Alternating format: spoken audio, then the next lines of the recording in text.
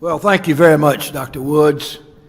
We will think about what we can do to make systems more resilient, and we appreciate you coming from Ohio State.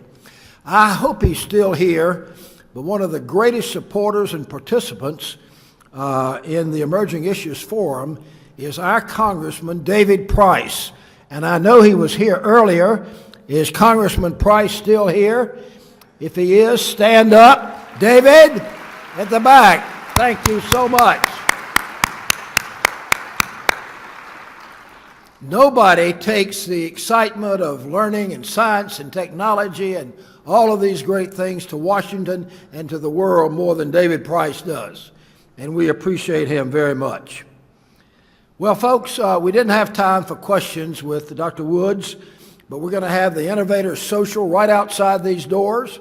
As soon as we finish here in just a minute, he will be there. You can ask him questions and maybe give him some ideas he can take around the world. Now I want to call up to close this session our chairman, the great business leader and education leaders from Western North Carolina, Jack Cecil. He's going to come up here, but I want to tell you something as he's walking up.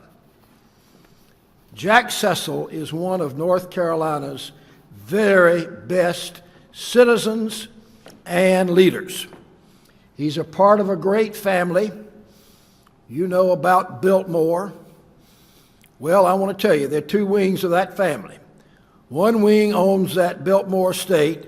The other wing is doing more to develop business and industry and jobs in Western North Carolina than anybody else.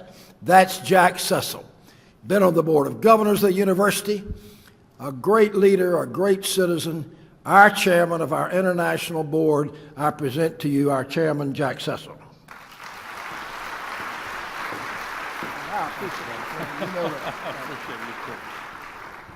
You know what the governor forgot to say is we're both in the cattle business. He produces beef and I produce milk, but he leaves that out all the time because I don't know if he wants to be associated with a dairy farmer, but I'll take that anyways. What a day.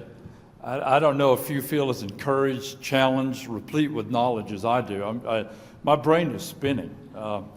I'm sort of a half-full glass guy anyways, and I'm very positive, but when I think through what went on today and what I've learned, I'm on overload, I'm spinning, I've got all sorts of creative ideas that I want to take back to Western North Carolina. But I hope you will take the same ideas back to your community and the other counties surrounding our wonderful state. As a business person, I know many of you are in the audience. One of the things that keeps me up at night is innovation and changes and challenges.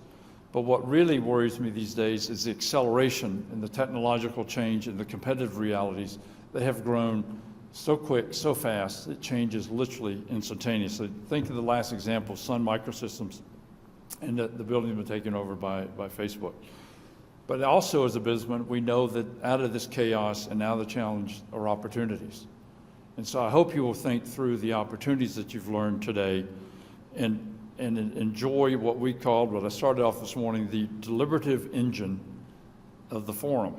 We've had, I think, a perfect combination of deep investigation of the challenges balanced with, if you would, an extraordinary insight about new opportunities. And if you'll bear with me for a second, I'm going to try to summarize a few things that resonated with me today. Starting this morning with Don's quote, focus on what you do best, collaborate with others for the rest. Take advantage of what you know, but also go out and meet people, learn their expertise, and then collaborate with them. Christopher Chang this morning says, place matters. Communities are important, which they are. But then we also learned later on that there's a physical place, but there's also a mental and a civic place. So civic engagement, social responsibility, religious ingenuity and creativity, and health are equally as important. We heard from Victor, and I didn't know where he was going to go when I saw the open door and I saw the rainforest. But if you think through what he was saying, it was really about the state of mind. There's an intellectual piece to innovation and creativity. It's still just not all the physical piece. And it ended with a couple of words, 3 words, fear, trust, and love. I think fear is a great motivator. It can be either a negative motivator or a positive one, so take the positive side of that. You learn then to trust people because they're coming together to collaborate with you, and ultimately you love them. You know, how long is it, you love thy neighbor? I mean, that's sort of the basics. And at the end of the day, he says, you matter. Yes, we matter collectively as a community and as a company, but you yourself as an individual matter not the most in a narcissistic sense, but I think what he's trying to say is take stock in your own credibility. John Ellison talked about be proud of your work and it will improve your self-esteem. Same idea, there's an intellectual piece to creativity and innovation. I, like Anita, was fortunate enough, I wandered around a number of the rooms during the iLabs. I went into the ag biotech, and Mac, this is particularly germane to Western North Carolina. It talks about plant-based industrial health and personal products. Well, there's a hop, and a hop grows particularly well, and we have an awful lot of breweries in Western North Carolina. I like that sort of personal health component of the hop agricultural plant.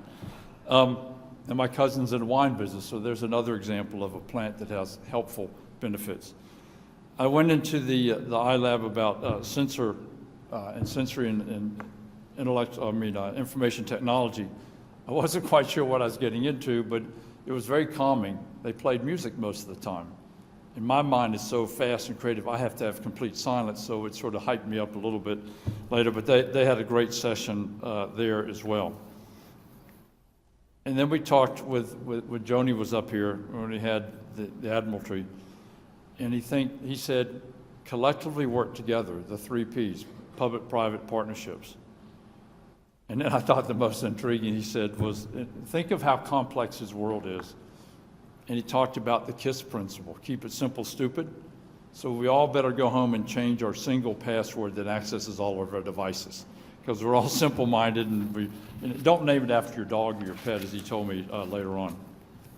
So just a couple of sort of fun thoughts that I take home with me tonight.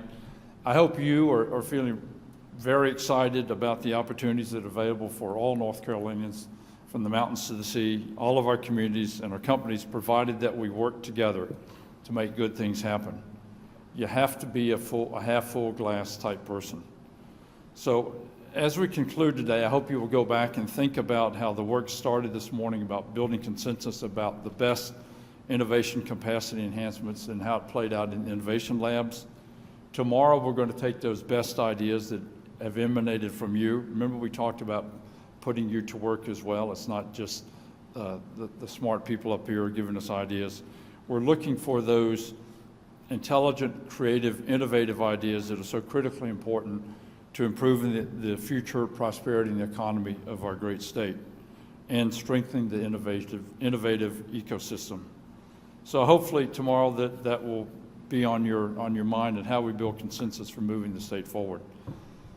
I want to thank all of you here today and the panelists who have joined us throughout the day. And for those of you watching online, we're going to miss you, because right now I'm going to excuse all of you to go outside into the lobby and have some refreshments and fellowship and enjoy the Innovators Social. But please, tomorrow we start promptly at 8 o'clock. So you can enjoy the social, enjoy your fellowship, but remember, be rested, come back with your brain that's ready to think of, build a consensus around creative and innovative ecosystems that really help the state of North Carolina. Thank you, good night, and we'll see you tomorrow morning.